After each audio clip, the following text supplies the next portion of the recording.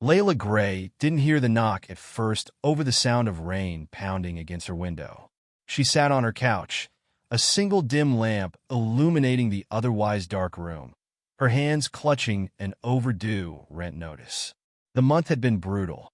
Double shifts at the diner, broken-down car, and a manager who thought overtime pay was a mythical concept. The knock came again, sharper this time. Layla froze, her heart skipping a beat. She lived alone in a crumbling studio apartment where unexpected visitors were a rarity and rarely a good sign. "Who is it?" she called out, her voice tinged with unease. "Miss Gray," a man's voice replied, formal and measured. "My name is Nolan Vance. I'm here on behalf of Daniel Cole." The name didn't register immediately. She wasn't sure if she should open the door, but something about the man's tone, or the way he said Daniel's name, made her stand. Slowly, she cracked the door open to reveal a sharply dressed man holding a briefcase, his expression both professional and unreadable. "Who?" she asked, frowning. "May I come in?" Nolan asked, glancing at the rain-soaked hallway. Layla hesitated. She was exhausted, and this was far too strange. But curiosity edged out caution. She stepped aside, motioning for him to enter. "Daniel Cole," Layla repeated as Nolan took a seat at her rickety kitchen table. "I don't know anyone by that name." "You met him recently," Nolan said, opening his briefcase. "A few days ago, outside Jefferson Hospital." It clicked. The man in the wheelchair. She remembered the rain, the struggle, and the way he had quietly thanked her for a ride. "What about him?" Nolan pulled out an envelope and slid it across the table toward her. "Mr. Cole insisted this be delivered to you in person." Layla stared at the envelope, her brow furrowing. "Why?" "Because," Nolan said with a faint smile, "your kindness meant more to him than you realize." Layla hesitated, her fingers trembling slightly as she opened the envelope.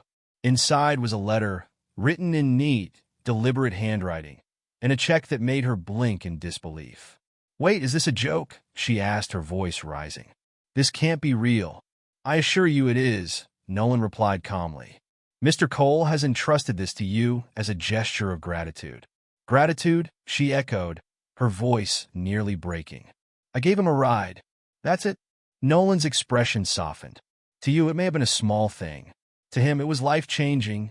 Layla's fingers tightened around the check as the numbers stared back at her. Far more than she'd ever seen in her life. She felt a sharp pang in her chest, a mix of shock, confusion, and guilt. This has to be a mistake," she stammered, sliding the check back toward Nolan. "I don't deserve this. I didn't do anything." Nolan leaned back slightly, his calm demeanor unwavering. "Miss Gray, Mr. Cole specifically chose you. It's not about what you did. It's about who you are." Layla's laugh was bitter, her exhaustion and frustration bubbling to the surface. "Who I am? I'm nobody. I'm drowning in bills, my car's falling apart, and my manager treats me like a doormat." "You got the wrong person." Nolan's eyes softened. "Mr. Cole doesn't think so. This isn't charity, Miss Gray. It's gratitude. He wanted you to have a chance to change your life, the way you unknowingly changed his." Layla stared at the letter again, the words blurring as her emotions churned. Daniel had written about how invisible he felt, how her small act of kindness had reminded him that he mattered. She felt the weight of his trust pressing on her, heavy and humbling. "I need time to think about this," she murmured finally. Nolan nodded. "Of course, but Mr. Cole's health is fragile.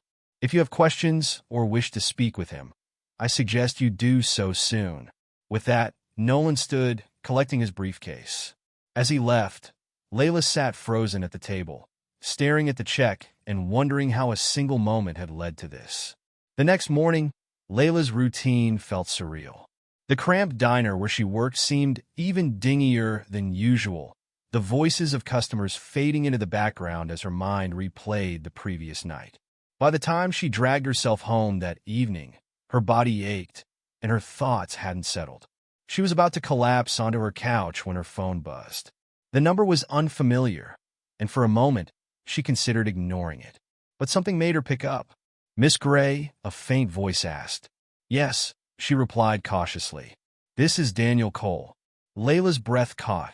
I wasn't expecting. How did you get my number? Nolan, he said simply, a trace of humor in his tone. I hope you don't mind. No, it's just, I don't know what to say. You don't have to say anything, Daniel said gently. I just wanted to thank you. Again, Layla sank onto her couch, the fatigue of the day catching up with her. I don't understand why you're doing this. I gave you a ride, that's all. To you, it was nothing, Daniel replied, his voice tinged with something she couldn't quite place. But to me, it was everything. I've spent years feeling like a burden, like I don't matter. That day, you reminded me that kindness still exists, even when people don't have much to give. Layla's throat tightened. But I didn't do anything special. Sometimes, the smallest gestures mean the most, Daniel said. They spoke for a few more minutes, his words quiet but heartfelt. By the time the call ended, Layla felt a strange sense of warmth, along with the growing weight of the decision she needed to make. 3 days later, Layla found herself standing outside Jefferson Hospital, her nerves fraying with every second. She called Nolan to arrange the visit, unsure of what to expect, but feeling compelled to meet Daniel in person. The receptionist directed her to his room, and with a deep breath, she knocked softly on the door. Come in, Daniel's voice called faintly. Layla stepped inside, her eyes immediately landing on the man she'd only glimpsed briefly before. He was pale, his body thin and frail, but his smile was warm and genuine. Layla, he said, his eyes lighting up, I'm glad you came. She offered a nervous smile as she approached his bedside. I needed to see you. I still don't understand why you do all of this for me. Daniel gestured for her to sit, his movements slow but deliberate. I know it seems strange, but when you stopped that day, when you helped me, it reminded me of who I used to be, someone who believed in paying kindness forward. His words hung in the air, heavy with meaning. You didn't just help me get to the hospital, he continued. You gave me a moment of dignity, a reminder that I wasn't invisible. And I wanted to give that back to you. Layla looked away, her emotions threatening to overwhelm her. I don't know if I can accept this. It feels too much. Daniel smiled softly. Then don't think of it as a gift. Think of it as a chance to start fresh, to build something better. You deserve that. Over the next few weeks, Layla wrestled with her decision. The money could solve so many of her problems, but it also felt like a responsibility she wasn't sure she was ready for. But as she thought about Daniel's words, about his belief in her, she began to see it differently. This wasn't about deserving or earning. It was about honoring his trust. Slowly, she started to make changes. She paid off her overdue bills, fixed her car, and began volunteering at a local shelter, inspired by Daniel's example of paying kindness forward. Each step felt like reclaiming a part of herself she'd lost along the way. Layla's life began to shift in ways she hadn't imagined. The financial relief brought a sense of stability she hadn't felt in years, but it was the emotional weight of Daniel's gesture that truly spurred her forward. Her volunteering at the shelter quickly became more than just a way to give back. It was a place where she connected with others who, like her, had once felt unseen and forgotten. Over time, she became a vital part of their community, organizing food drives, coordinating donations, and listening to stories that reminded her how powerful even the smallest acts of kindness could be. But not everything came easily. At the diner, whispers started circulating among her coworkers. A few had noticed her fixed car, her lighter demeanor, and the subtle but noticeable improvement in her wardrobe.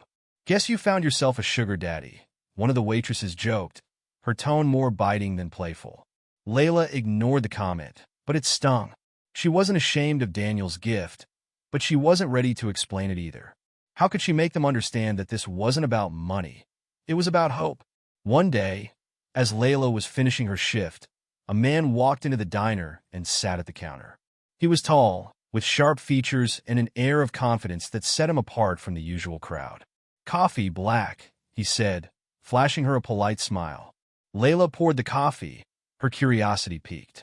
"First time here?" He nodded.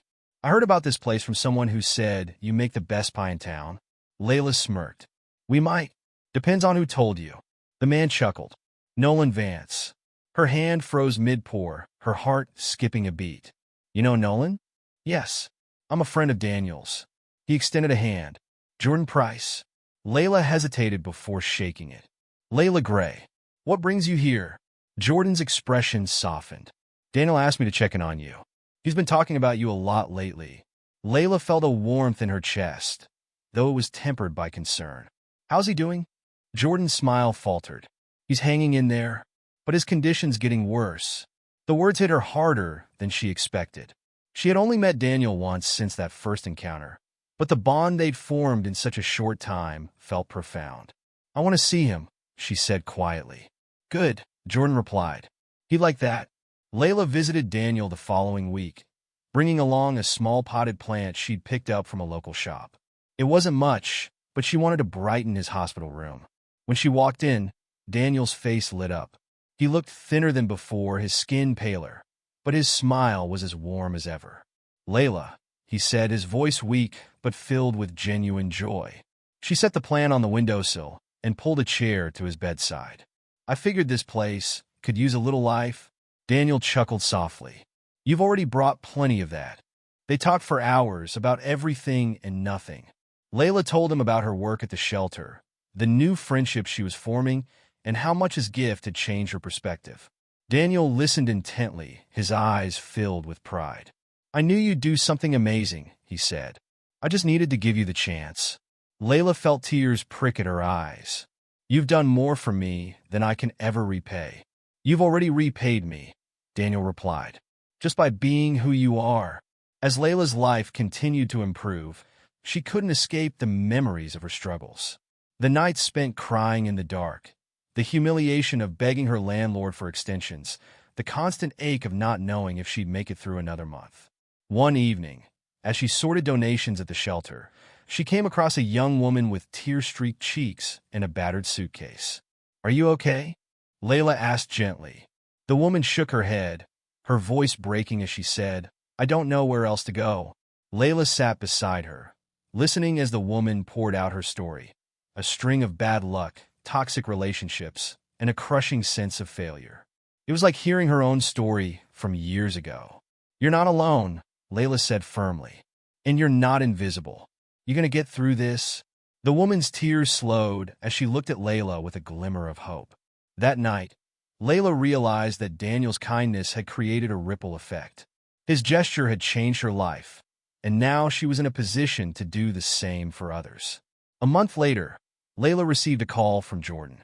Daniel's condition had worsened, and he had been moved to hospice care. Layla visited him that same day, her heart heavy with dread. When she entered his room, he looked frilier than ever, but his eyes still held the spark she'd come to admire. "Layla," he said, his voice barely a whisper. She took his hand, holding it gently. "I'm here." Daniel smiled faintly. "I have one last request." Layla's throat tightened. "Anything. Keep making the world a little brighter," he said. "Promise me?" Tears streamed down her face as she nodded. "I promise." Daniel passed away a few days later, leaving Layla with a profound sense of loss and an even stronger determination to honor his legacy. She continued her work at the shelter, expanding their programs and becoming a voice for those who felt unseen. The small house Daniel had left her became a sanctuary for people in need, a place where kindness and second chances thrived. Through her efforts, Layla saw firsthand how one act of kindness could ripple outward, touching countless lives. And every time she felt doubt creeping in, she remembered Daniel's smile, his unwavering belief in her, and the promise she'd made.